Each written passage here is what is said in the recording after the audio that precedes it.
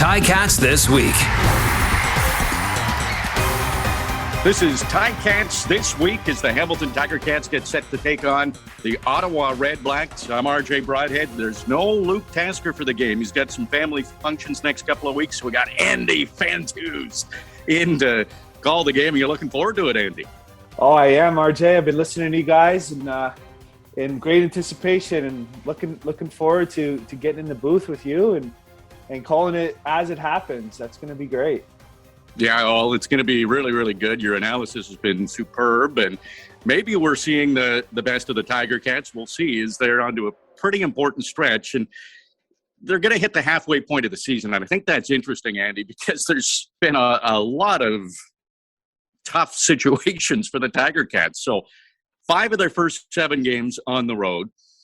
They played 4 games in 17 days. This game against Ottawa will end that stretch. To put that into perspective, they'll have 4 games in all of October. So this is a tough stretch. They've been through 3 starting quarterbacks. No most outstanding player, Brandon Banks, for the last few games. And yet they're still tied for first place and a chance to go 4-3 in those first half of the season. So I asked Coach O about that, and I used my words maybe a little incorrectly. I said, are you satisfied with it? And he said, not satisfied, but happy. So when you look at these first 7 games, first half of the season, Andy, do you think it is pretty good situation for the Tiger Cats that they're still in first? I do, because I think it's been a complete tale of two sides of the coin in the 6 games. Their losses were not even close and not good efforts, and then their wins were pretty dominant and really a 180 of each other. So to be in a position where you're still on the top of the standings after having 3 poor games, I think is very fortunate.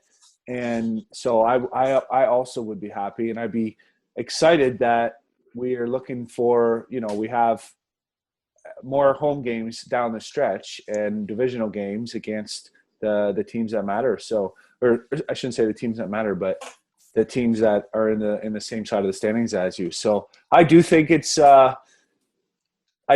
fortunate to be in that position. So it's they're in the driver's seat and they control their own destiny, and that's what you want to be in when it comes down the stretch in football.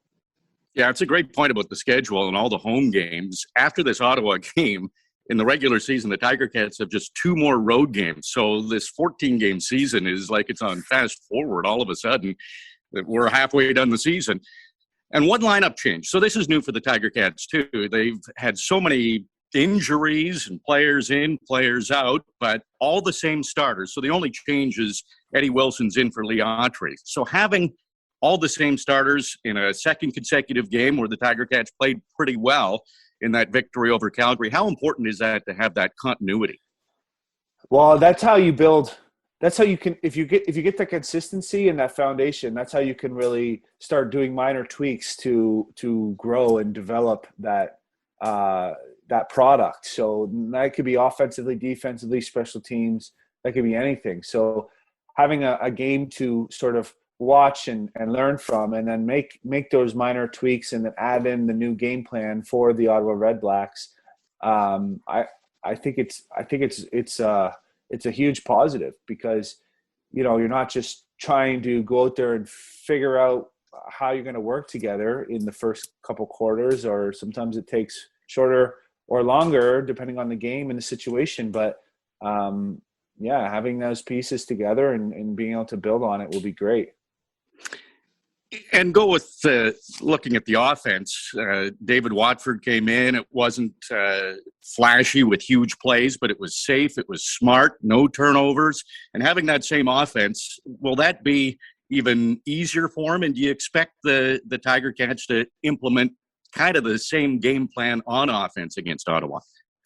I do, and I'll tell you why. I think that the Ottawa Red Blacks have not shown a huge octane offense themselves. So with the way the defense is playing for the Tiger Cats, I would expect that unless they start seeing something different, like I think Tommy Condell will have some plays in there to be explosive and take some shots if needed. But if the Hamilton defense is shutting down the Red Black offense, which hasn't been very productive in the last few weeks, then there'd be really no reason to change anything. You just want to make sure that you take care of the ball, continue to progress, continue to develop David Watford, give him a little bit more than last week, but not necessarily change the game plan entirely, because there would be no reason to if you're looking at it, from what you've seen in the last few weeks.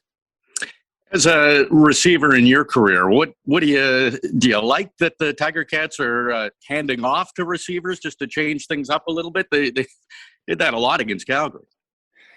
No, not necessarily. I would like to see them throw it more, and on the same, I guess to follow up on our last question there, if the Tiger Cats either are behind or need to throw the ball, I don't think that's a bad thing, because you do want to like continue to push the envelope to get better for the next week and then weeks to come and into the playoffs. Or if they're ahead, maybe if they're ahead by a bit, then we can see them also trying to test the waters a little bit and see what David Watford has with his arm, and make sure the receivers are downfield doing what they're supposed to do as well. But I never like talking about that, because the parity in this league, and any team can beat any team, and even the way even our tone right now makes it feel like this is a David and Goliath situation, and it's not at all. So it's, we're going to see which Tiger Cat team shows up, and hopefully they're not riding high like they were after Labor Day and going in there and getting like pushed around right from the get-go. And it's an interesting point, Andy, because that's the challenge for a team. Hamilton clearly heavily favorited in this game. How did you approach games like that, where you were the big favorite, but you still know there are no easy games in pro football? I would say it's always important to really set the tone from the beginning, and that could deflate your opposition. If you're a big favorite and you really dominate physically in that first quarter, put some points on the board, shut them down defensively, then it could be like sort of one of those games that just you have a lot of fun and you can do whatever you want because you're really not in any worry. But it could easily go the flip side, and you give a team like that a little bit of spark and a little bit of mojo, I guess, and that will snowball, and that confidence will grow, and the crowd will get into it. And it's a divisional game, and it's almost a must win for Ottawa. They're sitting at 1-4 right now, or is that right? 1-4. Yep. Yeah, 1-4. And, coming off a bye week. Yep. Yeah, coming off their second bye week, right? Yeah. So they already had 2 bye weeks. Yep. So they're coming into an important stretch of their season as well. So it's they got to win this game, and they have a solid defense too. I know they got some points put up on them the last few weeks, but look what happened early in the season where their defense and special teams is what won the games for them. What won their game for them in Edmonton. So to throw some numbers out, why Hamilton is favored in this game and probably should win. They have Grey Cup aspirations, championship aspirations, and you have a team. You mentioned they're 1-4.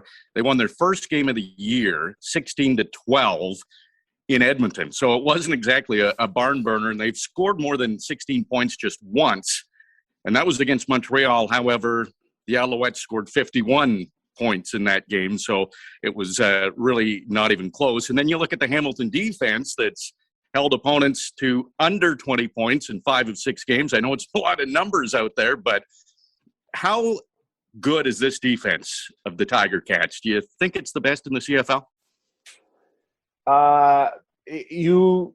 You could put them in that argument for sure. It's hard to take away from the champs right now that are sitting at 5-1, and they're playing outstanding. Winnipeg Blue Bombers. It's hard to take that title away, especially when the heads-up match was very lopsided for the Blue Bombers. But we've been watching the Tiger Cats, and when they're on, they're certainly top of the league, and in a class of their own, in my opinion. So, it's you don't want to go with that biased argument, but it's a tough question. But yeah, like looking at the Ottawa offense, you could see this being a lot of fun for that Tiger Cat defense. But this is pro football, and you don't want to count your chickens before they hatch. And another quick turnaround for the Tiger Cats as well. And Ottawa's coming off a bye week. I guess the good news with the Tiger Cats, even though it is a short week, they didn't have any major injuries, same starters. Did you like games after a bye week, or did you find the team would come up flat, or was there any consistency when you came back from a bye week? Did it just kind of matter on what team you were on and who you were playing?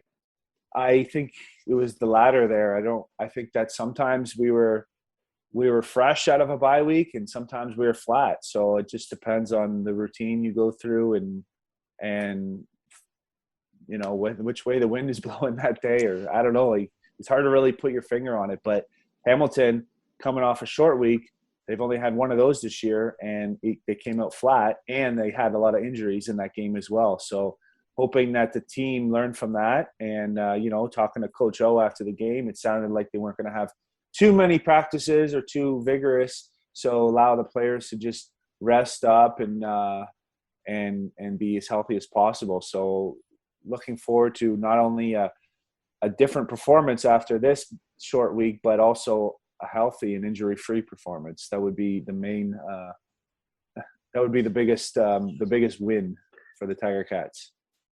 Well, awesome, Andy, and looking forward to Wednesday. We won't have to speculate on Wednesday. We can talk about the facts that are actually happening, and we'll see if this comes to fruition in a victory for Hamilton. Love it. Really looking forward to it, and I'll see you in the booth, RJ. All right, so that's Ticats this week, and of course, Andy Fantuz and I will have the call of the game as the Tiger Cats visit the Ottawa Red Blacks. Hope you can listen. If you can make it to Ottawa, that's amazing. But if not, we'll have the game for you.